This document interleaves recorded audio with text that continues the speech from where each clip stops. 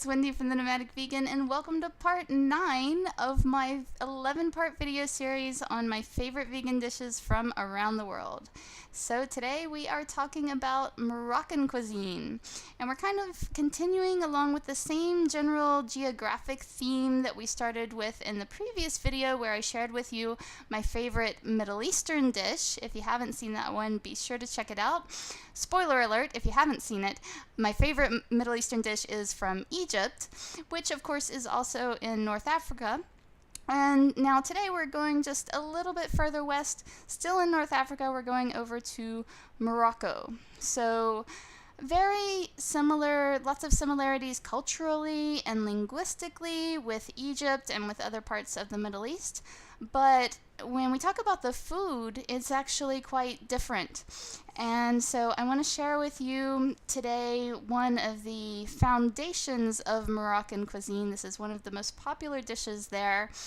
And when I say dish, it's kind of misleading really, because this one word can mean lots of different things. You could make pretty much anything and call it under this one umbrella term, and that term is tagine.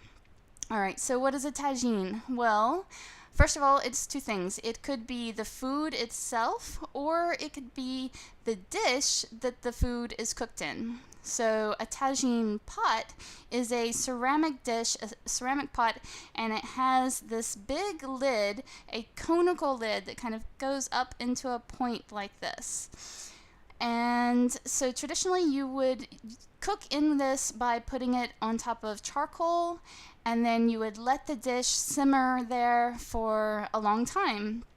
And basically how it works is the steam builds up inside that cone underneath the lid, and it's the steam that actually cooks the dish. And it's a very efficient way of cooking because you don't really need much fuel because, like I said, it's the steam that kind of does all the work. So this is great if you're living in the desert in Morocco, where there aren't many trees, so therefore not a lot of wood to use as a fuel source. And so this was a very traditional way of cooking, and it's still used in Morocco today as a traditional way of cooking and also of preparing and eating food.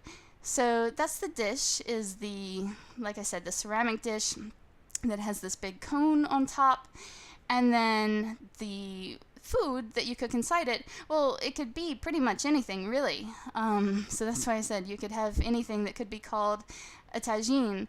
Now, obviously, some people will cook meat in it, but there are also lots of vegetable and legume-based tagine dishes as well, and they're all really delicious. And we actually make these in our home, my husband Nick and I, and when I say we, I really mean him, because Nick does all the cooking in our house, except for oatmeal. I make oatmeal. But Nick makes all the tagine. So if you're interested in cooking your own tagines as well, we do own a cookbook that we use a lot that I can recommend, and it is this one, Vegetarian Tagines and Couscous by, I'm not sure how to pronounce the name, Gilly Bassan, perhaps. So yeah, the name of the book is Vegetarian Tagines and Couscous.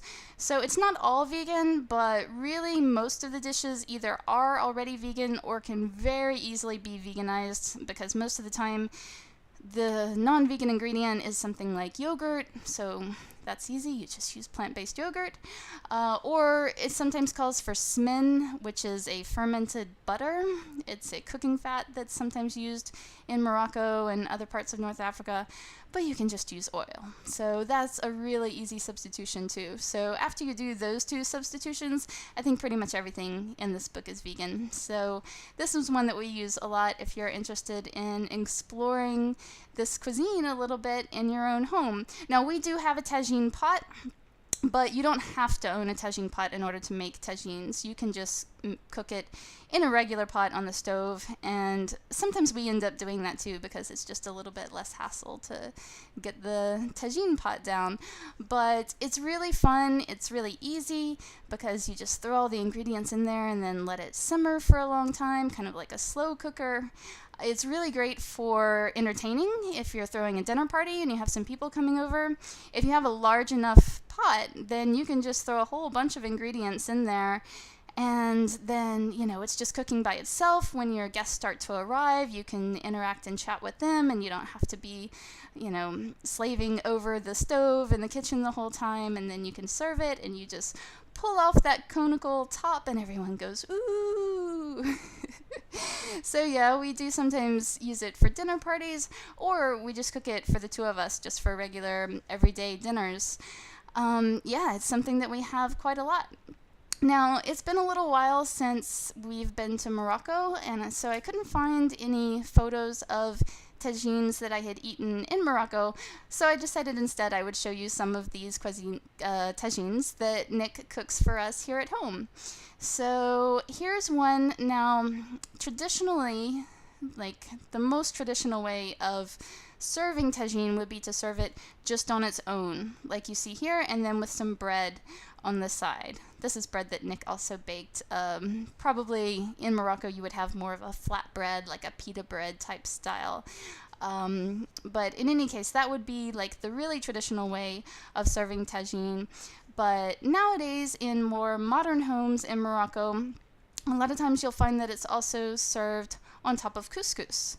And couscous is, of course, the other staple in Moroccan cuisine. If you don't know what it is, it's some people think it's a grain, but it's not. It's not a whole grain. It's actually more like teeny tiny pasta. These teeny tiny balls of pasta that have been made from semolina flour, and then you fluff it up, and then you can put any kind of vegetables or any kind of stew type dish on top of it.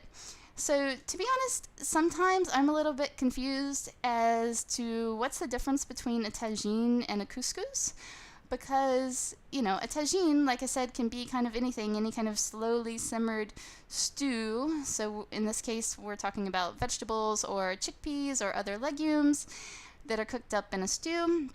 But then it can sometimes be served on top of couscous, and then it's still a tagine.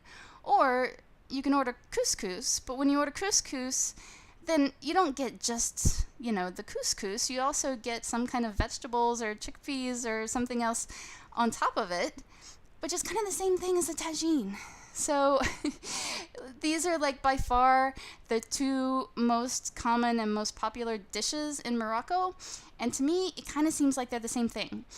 But there's, amazing variety and versatility within these two dishes, because you can use all kinds of different vegetables and, like I said, chickpeas and other legumes. Also, sometimes dried fruit. You'll sometimes find dried apricots or raisins or prunes, and this gives it kind of a nice sweet and sour flavor, which is also sometimes very characteristic of Moroccan cooking in general. So yeah, there's lots of variety, but it kind of seems like everything in Morocco comes down to either a tagine or a couscous, and I can't really tell the difference, so maybe a lot of times they're both. But anyway, that is tagine. If you go to Morocco, you're absolutely going to come across it. Everywhere it's going to be a little bit different, because it just happens, people just use whatever vegetables they happen to have on hand or whatever they feel like putting in the pot that day. But yeah, it's extremely common in Morocco and increasingly common outside of Morocco as well, particularly in France. You may know that France at one time colonized Morocco and also Algeria and Tunisia, and so there's still kind of a close connection between France and these countries. And now you have a lot of migrants that are coming to France from these North African countries, and they're bringing their culture and their culinary traditions with them. So these dishes, couscous in particular, and also tagine, have become increasingly popular in France. And this has actually stirred up kind of a scandal, because recent polls or surveys, when French people are asked, what is your favorite dish? A lot of times they're not saying the names of the French dishes anymore. They're saying our favorite dish is couscous or tagine, which has caused kind of a stir, because, as you know, the French are traditionally very proud of their culinary traditions and heritage, and now they're abandoning that heritage in favor of couscous. But that's good for vegans who are traveling in France, and also good for the animals because, as you know, traditional French food is not very vegan friendly. It's very, very meat heavy. And when you're traveling in France, if you're just going to traditional French restaurants, you probably won't see very much on the menu that looks like it's even remotely vegan. But a good alternative is to look for a couscous, and you'll probably find one, or a tagine. So yeah, that's a good tip if you're traveling in France and elsewhere in Europe, in other European countries as well. Especially couscous has become really popular. I know we're talking about tagine today, and I'm kind of mixing them up, but like I said, I don't really understand the difference. But to me, the tagine is the really fun part, right? All the goodies, all the veggies and the chickpeas and the beans and the stuff, and the couscous is just like, that's just the plain, staple stuff that you eat at the bottom. So that's why I wanted to talk about the tagine, because that's the fun part to me. So yeah, whatever it is, whether it's tagine or couscous, as long as it has all those veggies and those chickpeas and those dried apricots and all that fun stuff, that is my favorite vegan Moroccan dish. All right, so that does it for this episode, and that means that we only have 2 to go. I can't believe we're almost finished with this series. And of course, that also means that you now only have 2 days to grab your bonuses by pre-ordering your copy of Veggie Planet. So if you still haven't heard, Veggie Planet is my new book that's coming out on July 21st, 2017. The full title is Veggie Planet: Uncover the Vegan Treasures Hiding in Your Favorite World Cuisines. So basically, I highlight many of the naturally vegan dishes that are traditional dishes that are part of the most popular cuisines from around the world, and I show you just how vegan friendly these cuisines really are. And if you order before the official release, so before July 21st, then you get a whole bunch of bonuses for free as well. So that includes recipes for dishes that I describe in the book. That includes a free bonus chapter on a whole other cuisine that I don't even talk about in the book at all. It includes a sneak peek into my next book, which is Italy for Veggie Lovers, which is all about Italian food and being vegan in Italy. And then you also get a free ticket to the live online event with me, which is a Q&A where you can ask me anything that you want about vegan travel and vegan living and vegan food all around the world. All right, so I hope to see you there for that.